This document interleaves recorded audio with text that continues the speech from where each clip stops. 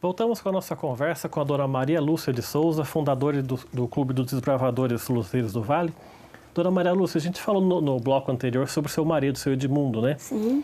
E ele tem uma história de vida também muito interessante, que eu estava fazendo uma pesquisa, eu vi que na Segunda Guerra foram convocados vários nomes, e o dele não estava, né? Certo, ele estava lá junto com a turma que ia para a guerra. Mas como ele tinha o armazém dele aqui, né, de secos e molhados, eu não tinha secos e molhados, não. O dele era só cereais. Então, na guerra, faltava açúcar, faltava tudo, que era não sei o quê. E lá o sargento fez uma amizade com ele e ainda dizendo, Edmundo, por acaso não encontra açúcar por lá? Lá encontro sim, sargento. E de vez em quando ele levava um açúcar para o sargento. Quando chegou lá, e a minha sogra muito rezadeira, como diríamos, né, muito fiel a Deus, ela orava muito pedindo para que Deus não deixasse ele ir. Eu sei que quando chegou no dia da convocação, saiu lá na lousa o nome dos que seriam dispensados. Então estava lá o nome dele, dispensado.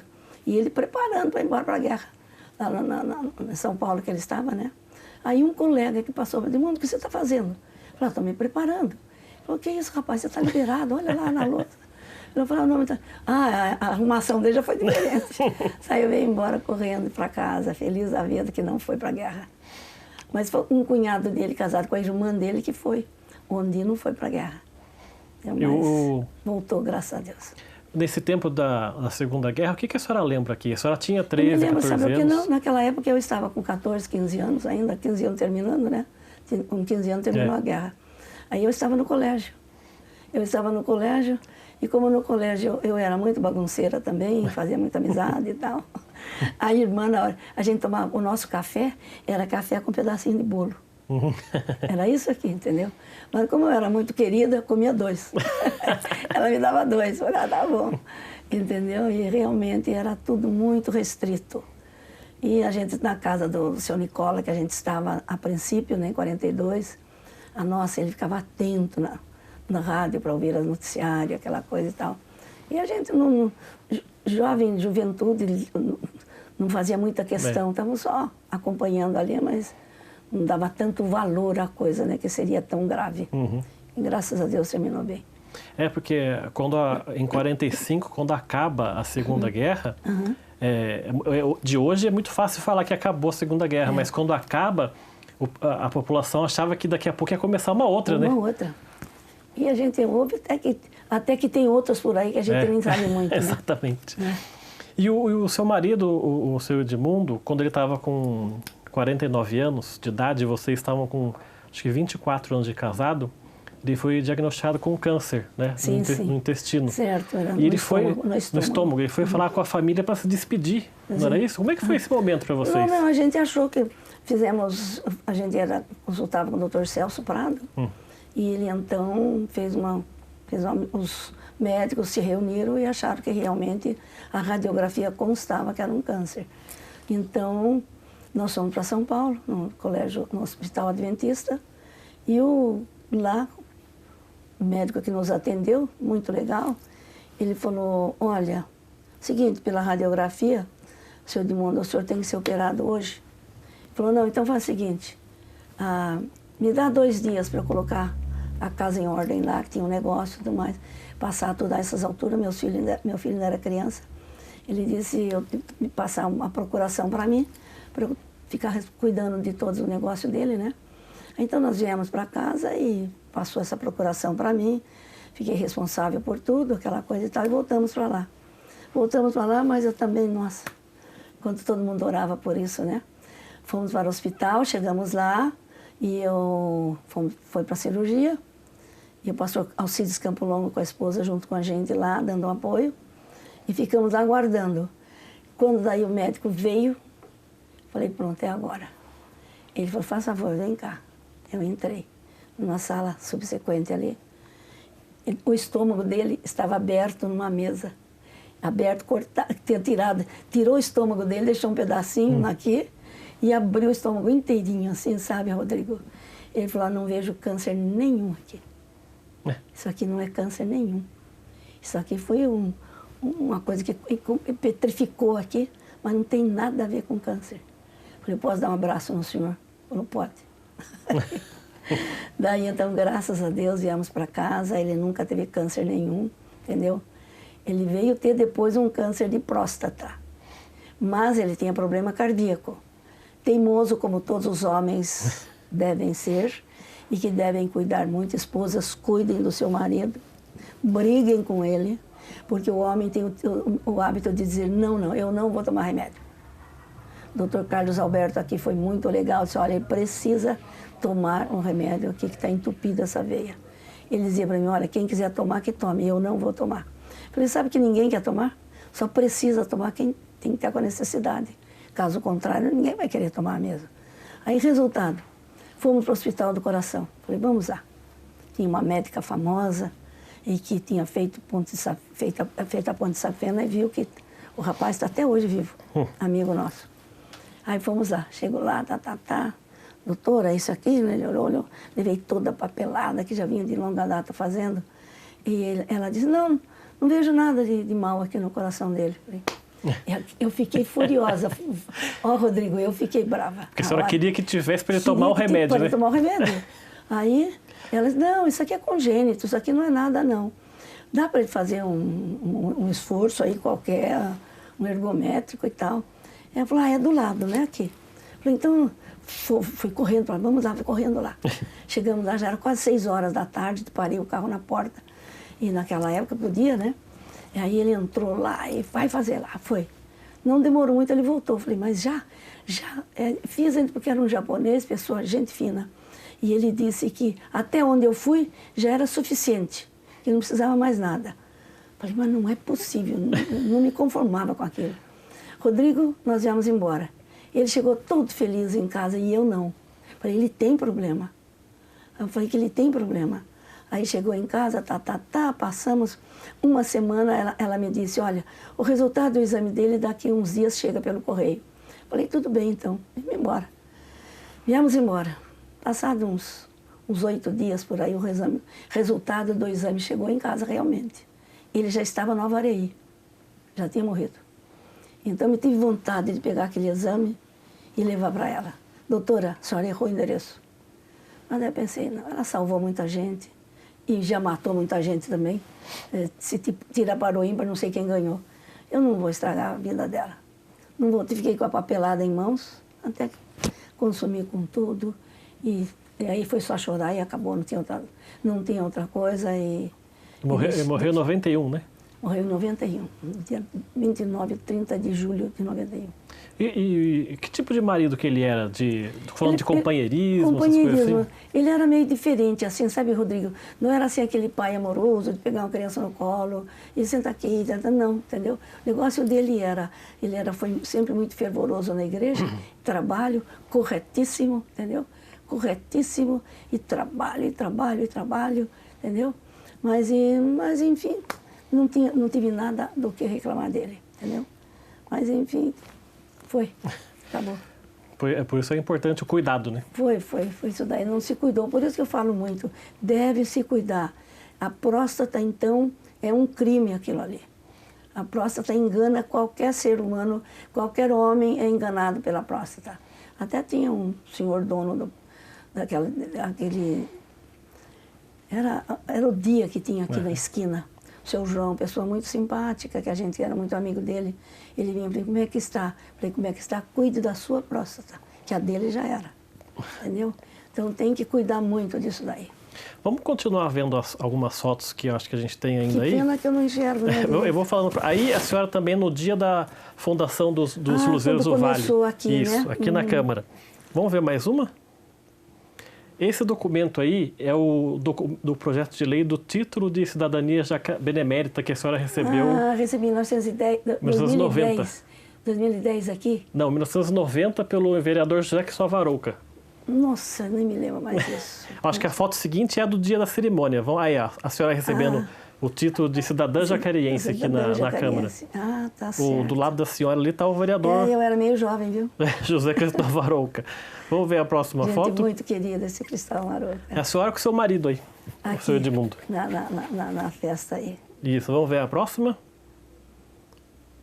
Aí já é já é um vídeo já. Daqui a pouco eu chamo esse vídeo.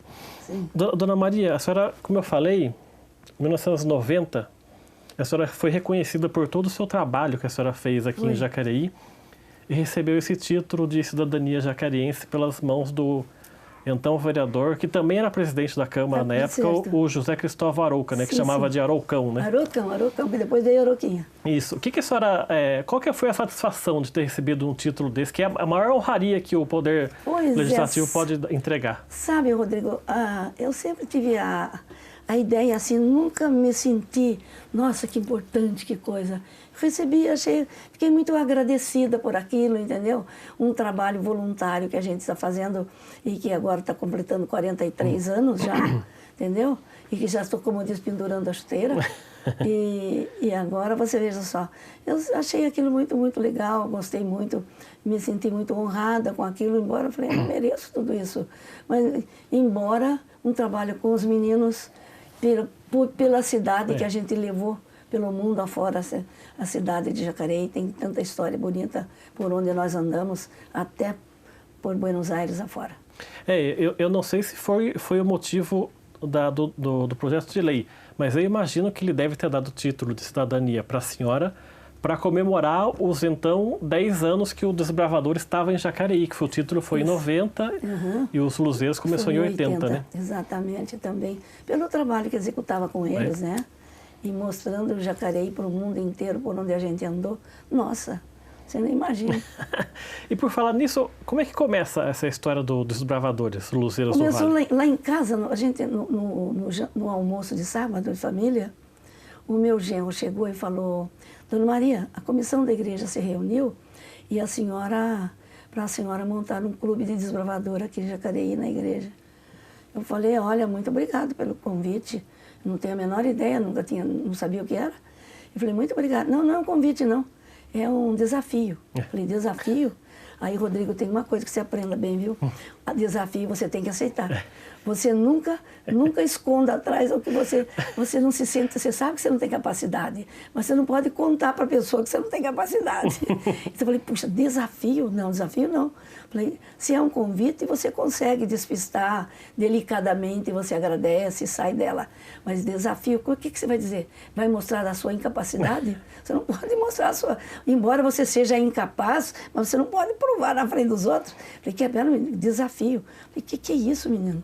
Eu falei, é um desafio para a senhora. Como eu sempre era muito ativa, tinha um rapaz, a família amiga nossa lá, almoçando com a gente.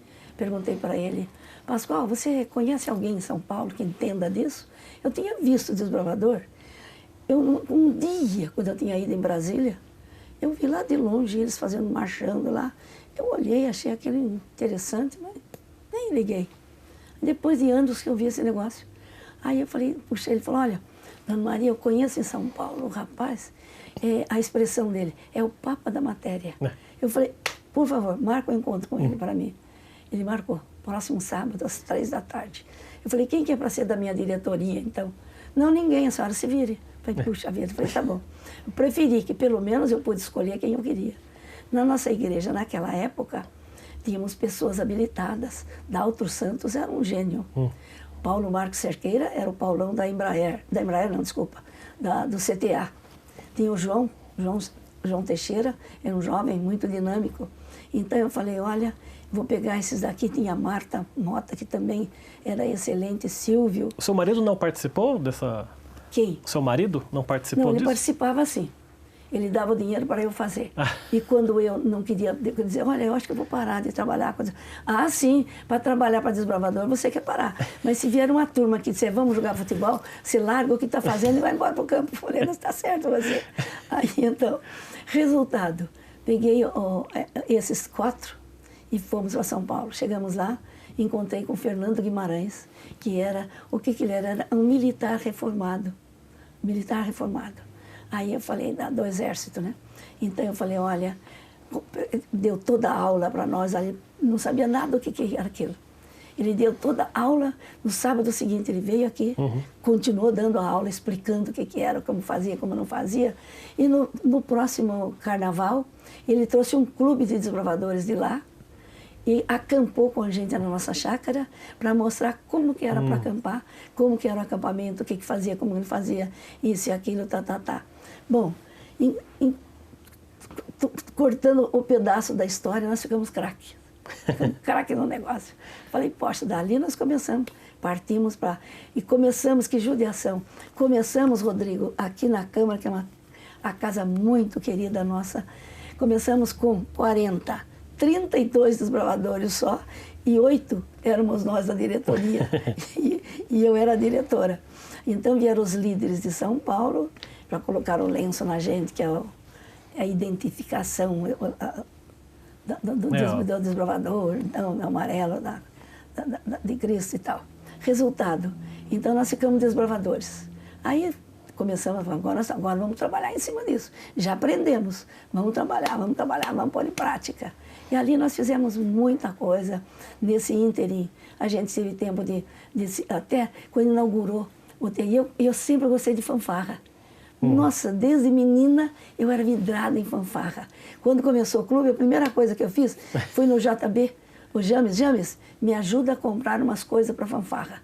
Então tá, fui lá, Mauro Messias, Maestro. O Mauro Messias naquela época, eu perguntei, quem é que sabe? Mauro Messias. Mauro, preciso de você. Foi lá, ensinou a gente o que eu compro. Compra uma coisinha, eu compro umas coisinhas. Naquela época, desbravador, ninguém tinha fanfarra. Fomos os primeiros. Aí, então, eu sei que o Mauro foi lá, deu as instruções para nós, e a gente começou a ensaiar. E a gente foi na mudança aqui, na nova sede do tiro de guerra, o 0251, lá perto do bombeiro.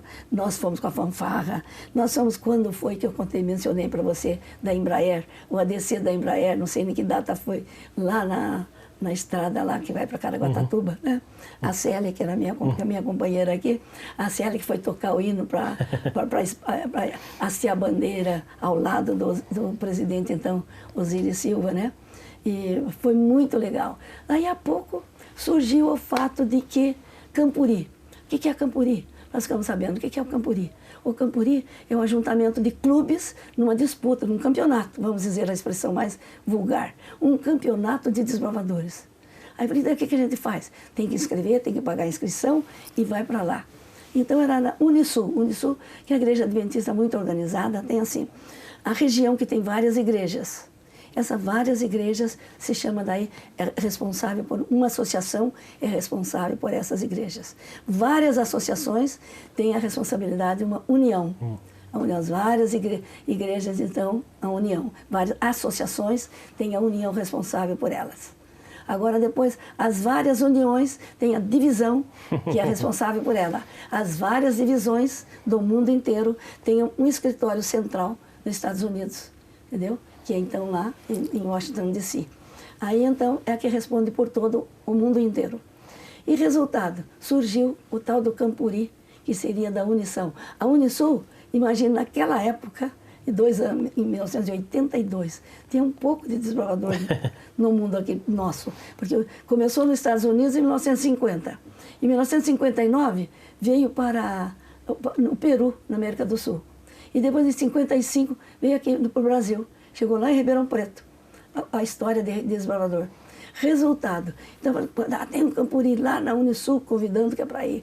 E eu, muito corajosa, peituda, falei, não, se nós entramos no desafio, agora nós vamos.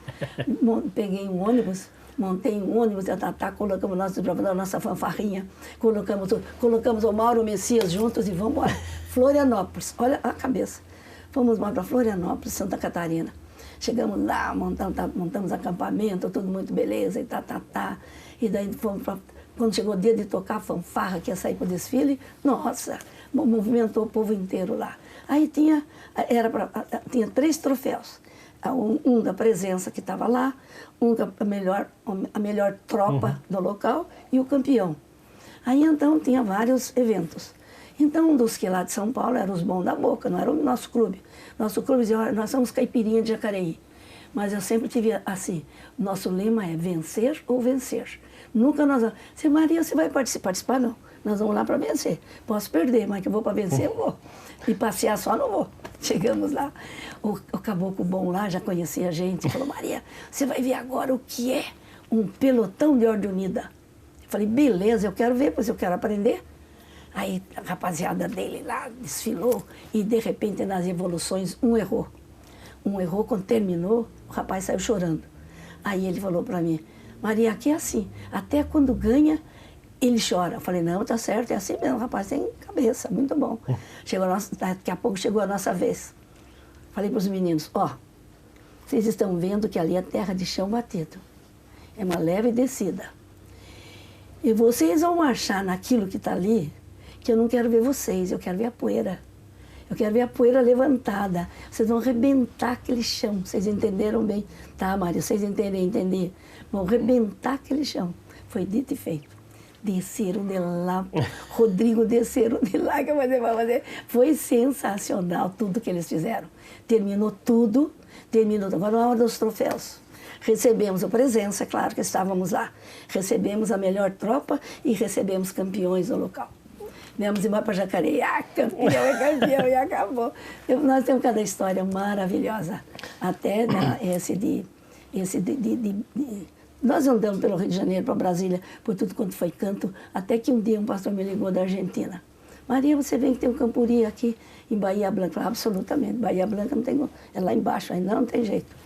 Passado mais um tempinho, ele me liga. Maria, agora você vem. Por quê, pastor? Você vem porque, olha, tem um acampal de jovens aqui, um acampal de jovens, e você vem, e papapá, você está mais conhecido aqui que o Roberto Carlos. Até hoje eu não sei se era o jogador ou se era o cantor. Mas eu falei, desaforo, tá fazendo, agora nós vamos. A essas alturas eu já estava com o clube grande. Nós sempre tivemos mais de 100. Falei assim, agora nós vamos. Aí então preparei 2 ônibus e lá fomos para Buenos Aires. Ai, que ideia! Era muito corajosa. Fomos para Buenos Aires. Nós tínhamos uma máquina de arroz no Rio Grande do Sul. Paramos lá no final de semana, domingo, seguimos viagem, chegamos segunda-feira de manhã em Buenos Aires, no local do acampamento. Tudo bonito, muito beleza e tal. Os meninos não tinham almoçado no dia anterior, não tinham jantado, chegamos de madrugadinha lá sem café da manhã. Aí quando eu falei, fica quietinho, silêncio, estão dormindo, enquanto dorme não tem fome.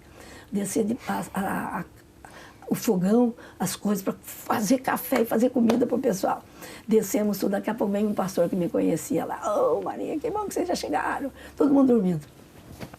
Que bom que vocês chegaram. Depressa para o aeroporto que vai chegar o pastor Léo Ranzolin dos Estados Unidos, que era o chefão. E eu quero que vocês recepcionem a chegada dele. Falei, pastor, os meninos estão sem almoço, sem janta, sem café. Não, o café pode deixar por minha conta lá no aeroporto. Falei, fecho. Vai lá, pessoal, acorda, uniforme no corpo, vamos embora, vamos, motorista, pé para a estrada, vamos embora para o aeroporto.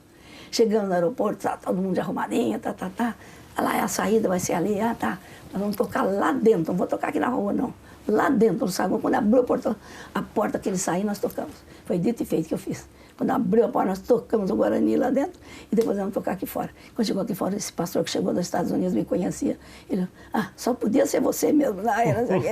O café que foi importante. Agora o café. Agora, no ônibus, me esperando o café. Veio o café. Misericórdia. O café era um pão doce com um pedaço de carne assada. Esse era o café que ele deu para nós. Foi muito divertido. E eu cheguei e falei para o menino que ele comia pra caramba. Falei, você quer o meu café da manhã? Não quero, você pode comer. Eu sei que daí nós voltamos lá para o acampamento e tem a história mais interessante. Uma delas lá no acampamento. Eu vou pedir só para a senhora esperar um pouquinho para a gente fazer o nosso intervalo aqui. Tá. Daí a gente vai continuar com mais histórias da Dona Maria com os Luzeiros do Vale. A gente volta daqui a pouco. Até já.